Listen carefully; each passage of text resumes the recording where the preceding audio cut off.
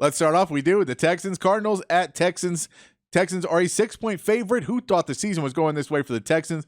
I think it was a crazy thing. I was going through doing the schedule game that after the Deshaun Watson injury, there is a chance that the Texans could have made the right trade and trade away the right pick, that the Texans could finish with a better record than the Browns. Ooh. That is a possible scenario now. Now, Texans have to continue to play at this level. They have to stay healthy. None of those things are a given, so you don't know. They could tank out the rest of the season. Who knows? But as they're playing right now, they're doing pretty well. Kyler Murray did return for the Cardinals, so this is not as easy of a game as you would hope it would be, as it looked on the schedule early on that you were playing a team that basically is beaten who? The Bengals? No, this Arizona team had beaten who? Oh, you're talking about Arizona. Arizona has beaten who? They haven't won yet this season. They won twice this season. Really? Who was it against? They won last week. Oh. And then there was a game earlier this season where they were awful and they only had one win. Who knows? I don't know. It's not coming to me. Who knows? It was a team in Texas and not Houston. But Wait a minute. That only leaves one option. It's an XFL team, I'm sure. Kyler Murray returned. He had 249 yards, did not throw a touchdown, but did throw an interception in his game last week in a win. Texans are playing really well. CJ Stroud's looking really well. Dameon Pierce did not practice on Wednesday, last I heard, so I do not know if he is going to be back for this game. Singletary's been doing good enough for them in the meantime. Yeah, Singletary was dropping his shoulder and running over people. He's looking like he wants to prove that he deserves to stay on an NFL roster.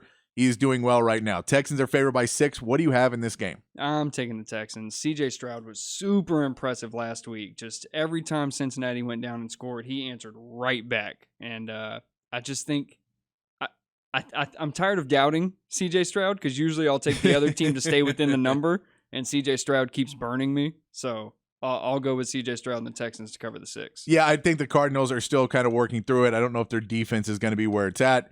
The question will be, is James Conner have a big game? He's been running the ball pretty well for Arizona. That Texans run defense is a little beat up, losing some guys. So there could be some issues with Texas being able to stop the run and control the ball. But CJ Stroud, until he looks different, seems to be that guy who is him and just getting game-winning drives. So I have the Texans covering this one as well. On the flip side of what we just talked about, Steelers are at the Browns. Browns are 1.5-point favorites. Texans watching this game as well because they do have the Browns' first-round pick in that Deshaun Watson trade. Deshaun Watson is out for the rest of the season. Dorian Thompson-Robinson is named the starter. He will be going into this. So far this season, no touchdowns, 3 interceptions for Dorian Thompson-Robinson in the time that he has played. So, hey, nowhere to go but up, right? Or plateau. Either way. But they'll be playing a Steelers team that everyone can't stand their offense. It has been abysmal. They're the only team, I believe, who's ever had a winning record at this point in the season without being, they keep getting outgained every single week, and they're still finding ways to win. Everyone wants Matt Canada fired, but no, Ken Dorsey got fired instead. And the Steelers feel like, you remember the Vikings last season? Yeah. The team that just kept winning those close ones and kept winning, but you're like, this is not sustainable in any form or fashion. That seems like the Steelers. They're just winning the close ones. They're playing a Browns team that's beat up, but that defense is real good against a really not great Steelers offense. What do you got? I saw where Tomlin got turned into a verb earlier this week, where they said the Steelers are Tomlining these wins. And I think that's the most appropriate way to phrase it, because, he's never had a losing record. So they're going to win one more game than they lose. I just don't think this is one of them. I think in a battle of two terrible offenses that can't move the ball, you go with the defense you trust the most. And I understand TJ Watt's a monster. That Browns defense is absolutely nasty, and they have been all year. I'll go with the Browns to cover 1.5. I think this is going to be an ugly game. Take the under on this one, is what I will say. Take the under. It is going to be an ugly game. I have the Browns winning, though. I think Dorian Thompson-Robinson at least brings something that you can't scout as well for the Steelers. They'll play a decent game against him, but if you could do can you make a prop bets about how many punts are going to be in the game? Ooh. A lot of punts. I'm going to go 12. Chargers are 3-point favorites at the Packers. Can the Chargers get back to 500, or playing in Lambeau, do the Packers kind of upright the ship that has been going pretty poorly this last few weeks? Pass. I don't want to pick this game at Chargers all. Are going to cover this. This is another game. This is I don't know if the Packers have the offense. Like, Brandon Staley looks good against bad offenses. Kellen Moore looks good against bad defenses. This is what the Chargers can do. The Packers are not there this season. Lambeau is not going to be super bad weather. It'll be okay weather, even though you're getting into November, December. I have the Chargers covering 3 on this one. Well, then if I have to make a pick, I'm going Packers +3 at home. Okay. And this is the game where Brandon Staley gets fired. Oh, we know he's not getting fired. If he hasn't been fired yet, then he's not getting fired this season. He's probably got photos of the owner or something like that. They got to clear the way. Got to clear the way for Bill Belichick. There you go. Got to clear the way for Bill. Jets at the Bills. Bills are 7-point favorites in this game, but we know they fired Ken Dorsey. We know that Josh Allen has had a turnover problem against the Jets defense that can be opportunity. It can be can take advantage of an opportunity. Opportunistic was the word I was looking for. Yeah. Is this a Jets team that can come in and upset the Bills by just playing good enough defense? Can the defense get some pick sixes in this game and win it, even though in spite of a bad offense? I think this game comes down to what Josh Allen do you get? Are you going to get the Josh Allen that... Can Joe Brady fix it in a week? Right, exactly. There's some things about Josh Allen that are just in his DNA, and it's part of what you get when you take a gamer and put them at quarterback. You know what I mean? Because that's just who Josh is. That's what he's going to do. It's like Jameis Winston. He's going to see a gap that he can't normally fit it into, and he's going to try it. Yeah. So I think, depending on what Josh you get, I'll take the Jets +7 in this. I'll take my chances on that. I got I'll roll the dice. I'm gonna say the Jets +7 in this one too, just because I don't necessarily think. I know the Jets also had the team meeting this week where they had the team meeting and they had their airing out of the grievances and we got to figure it out. And then 2 hours later, Michael Carter was cut. So I don't know what he said in that meeting, but apparently it didn't go over well. I think he aired his grievances. And everybody went, no, dude, we're talking about you. We called this meeting about you. And now he's on the Cardinals, I believe. So he is no longer on the Jets. The Vikings are at the Broncos. Broncos now 2.5-point favorites. Broncos turn it around. Sean Payton seems to have found something that is working. This team's still not great, but they're getting there. The Vikings, of course, Josh Dobbs is getting the start in place of an injured Kirk Cousins.